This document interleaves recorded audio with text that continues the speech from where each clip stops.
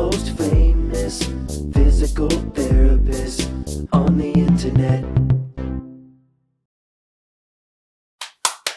Hi, folks. I'm Bob Sharp, physical therapist. Brad Heineck, physical therapist. Together we are the most famous physical therapists on the internet. In our opinion, of course, Bob. Today we're going to talk about why does my knee click with squatting and stairs? And when we say my, we mean you. Is it serious and how to fix it? That's right, Bob. Joints commonly make noises with motion, moving around. And is it a problem? Is that clicking? Often with weight bearing. Right. And we're going to talk about that, and you'll find out all the answers. By the way, if you're new to our channel, please take a second to subscribe to us. If you haven't already, why haven't you? Please go to bobandbrad.com, go to the giveaway section, and you'll find out we give us something away all the time. That's right. This week we're giving away.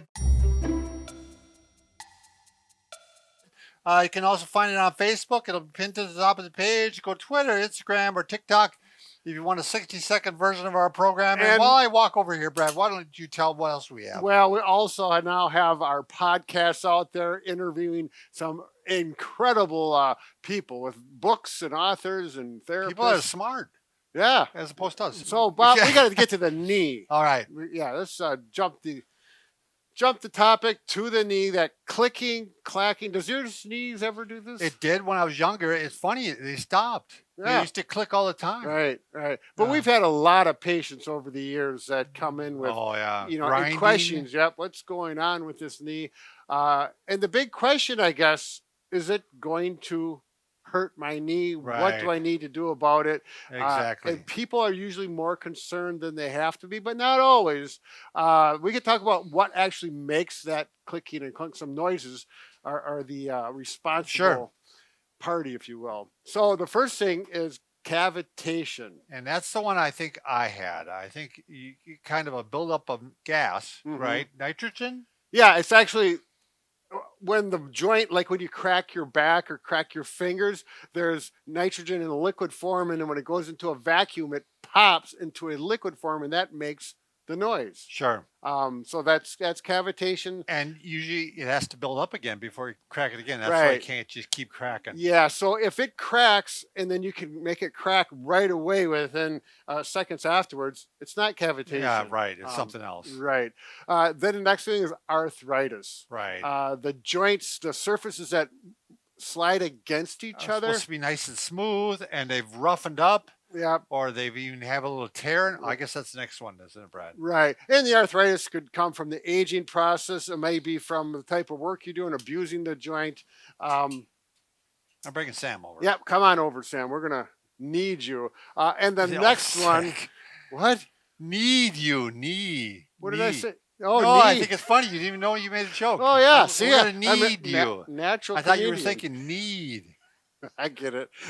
Oh, Bob, you're killing me. Okay, the meniscus. You're right. Yeah, we've No, heard. cartilage to the layperson. Right, exactly. So if we look at the knee, do we need the knee? So we're going to get the kneecap or the patella out of the way and look at the cartilage, if you will, or called meniscus, between the knee, and it acts like a cushion. It stabilizes the knee somewhat.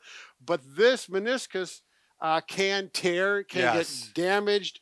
And when that happens, the smooth motion of the knee becomes clicky or can clunk. Well, it could even be a piece of it could break off. Yep. They call it a floater. Yep. Or mice, I've heard it called.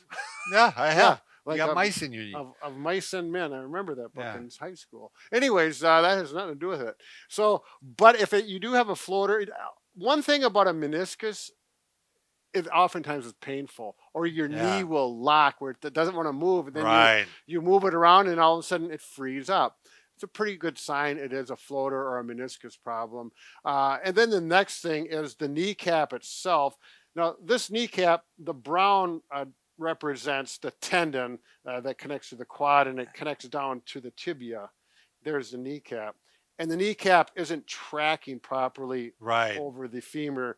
They call it the epicondyle. And so that may be clunking as Real common cause of clicking and pain. So you can see when he moves to the side there's a little track there it's supposed to run in. So if it's running off the side of the track, that can cause grinding and clicking, and it can wear out the underside of the kneecap. So Brad, why don't you tell when is it that you should be concerned about clicking? If you have pain associated with the movement and the click, and it's like you feel it clicking, there's a little pain with it, even a little bit, because the chances are, it may get worse over time. And if it is getting worse over time, for certain, you need to get into, see the doctor and get it assessed before it gets too bad and causes some problems that wouldn't need to be caused. And if your knee locks up, even if there's no pain, if it locks up, you want to get it checked out. Exactly. But however, there's some things you can try. Right. I was going to mention, Bob, if there is no pain with it and it's going on for a long time, over time, there's been some research saying that if you have one knee that's clicking and clunking and the other one doesn't, and this one, it's not painful, there's no symptoms. If that happens over time, there's some indication that would be the knee that's probably going to wear out first. But we have some exercises. We can show you how to do some exercises yourself. Oftentimes it's tight hamstrings, tight quadriceps, perhaps some weakness on the muscles that support the knee. And we're going to show you those right now. Let's get started. All right, Bob, here we go. I think I need the plinth. Sure. Yep. Well, let's see. The first thing you want to do is you want to assess range of motion. Exactly. So if I was sitting on a chair and I had a stool in front of me, there's a chair right there. Why don't we just pull that chair over, Bob, so that we do it properly for these people? Wow, it's a heavy chair. If you have a stool that moves, that's really ideal. A lot of people don't, but if you put it on here, we're going to look for, does your knee fully straighten? If it doesn't, that could be a problem, and you should address it. You can check both knees together, and if I go like this and this one, you can see there's a difference in level. We need to get this one down to here. Then we need to address that. So we're not going to show you all the exercises you can do with this. If you have trouble straightening your knee, check out our videos, but we're going to show you one here at least. And it's a simple exercise, and it is one that oftentimes works. Is we're just going to pressure down. Now don't push on the kneecap itself. Yep. So here's my kneecap. Don't, because that can irritate it. We're above it here. And not really aggressive pressure either, especially if it's painful. Then it's got to be light pressure. When you hit the pain, relax and do that 10 times. And then first day, that's it. Yep. 10 times. Next day, you might be able to do 20 times or do it spread out throughout the day. Right. You wouldn't do it the next day if it made it sore. Right. Because that's why we start out gently, just to assess it. Don't overdo it. The nice thing about this is eventually you can do this 5 times a day, 6 times a day, and you'll get a lot better results if you spread it out and continually do it. Right. Short little segments at a time versus working at it 50 Fred, times. do you know that I saw this on the video, like when you straighten your knee, you should be able to lift the heel up. Yep, right there. And so if you compare your two sides and one lifts up and the other one doesn't, that actually is lacking some extension, and you do want to work on that stretch. Yep, exactly. So the next thing is, does it bend the same amount on both sides? Typically you can bend. A lot of people can get their heel almost to their buttocks and touch. And if this one goes all the way up, and one knee it goes to here, and at the end range, maybe a little painful in that knee. That's something you can address. You can often tell if one feels tighter. Yep. Exactly. And that would be the same thing then, right? A stretch. Right. And we're going to show first this stretch, but we've got a couple other ones that are going to affect both of these as well. Sure. So here, I always, if you do like this with your hands, and you can do it in the chair, you're going to scoot your butt out a little bit. Yeah. Closer to the knee. You could try it down, but I start closer. And then you just come up and try to get it to bend in. And again, pressure on and off. And the same rules as with a straightening. Don't get too aggressive. If it's sharp pain, don't push into it.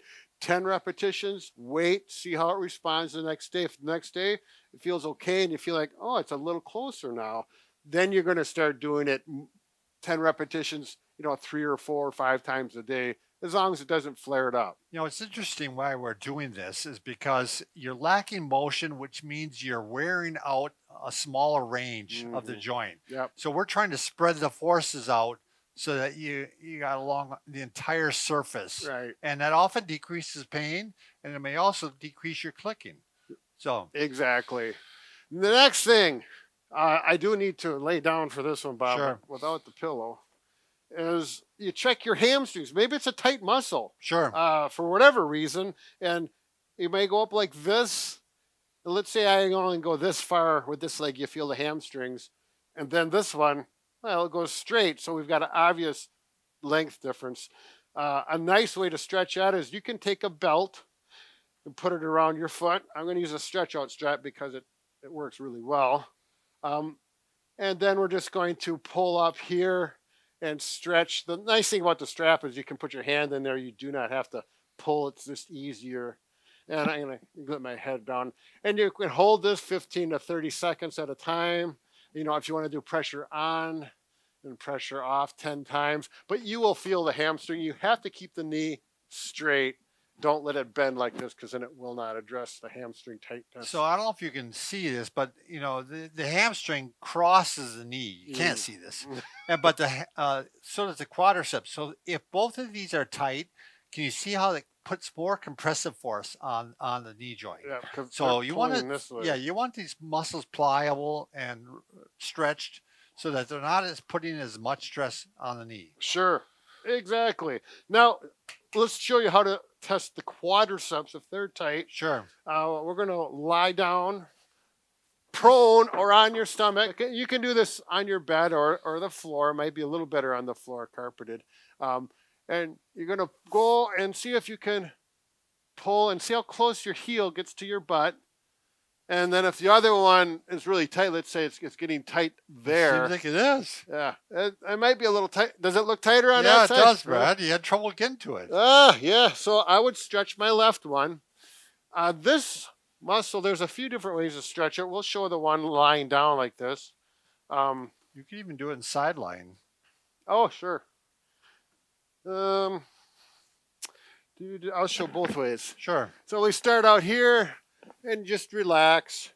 And again, you could use a belt with this and loop it at the end and just relax and stretch and relax. It's nice because I don't think the hamstring will cramp as easy on this one, right, Brad? As I cramp it in the hamstring when I try to do it against had that Scout. happen over the weekend actually, but I wasn't doing this. But yeah, because you're able to relax, especially lying down like this. Sure. You can go sideline. Yeah. You can use your hand if you could reach that far back sometimes, Sure. and then pull the knee back this way. Don't get it in front of you. Right. Like this. We need to look at the stripes of his pants. How he's pulling the knee back, the leg back. Excuse me, Bob. I couldn't help that. And my goodness, you better finish that video. So next one is the IT band. That's another band that actually crosses over the knee. Now, it's actually attaches to the tensor fascia lata, and you might want to roll out the tensor fascia lata. Sure. Because the IT band, you won't be able to stretch it because it's too thick, but sometimes that band gets adhesed down. Yep. So then by rolling it, you can maybe break up some adhesions, not in the band itself, but attaching to the surface below it. Kind of like the myofascial release exactly. idea. So you take a roller, a 6-inch roller, probably not a really hard one because that's a little aggressive. Yep. These bluer ones are really about the right for me, for a beginner. He's rolling right along the band there, again, in case it's adhesed down and causing stress on the knee. And you'll sometimes get pain from the IT band all the way from its attachment down here. And you could actually, see now you have this, roll your quadriceps. Sure. And roll your hamstrings. And that will help loosen them up a little bit as well. And you're going to spend, 2 to 3 up to 5 minutes doing a leg with this. And typically people respond well. You can make things feel nice and relaxed afterwards. I was going to show one more thing, Brad, but I think we'll cut it off. We're running late here, 15 minutes. So. Oh, my goodness, yes. We better save that for another video. Sarnar.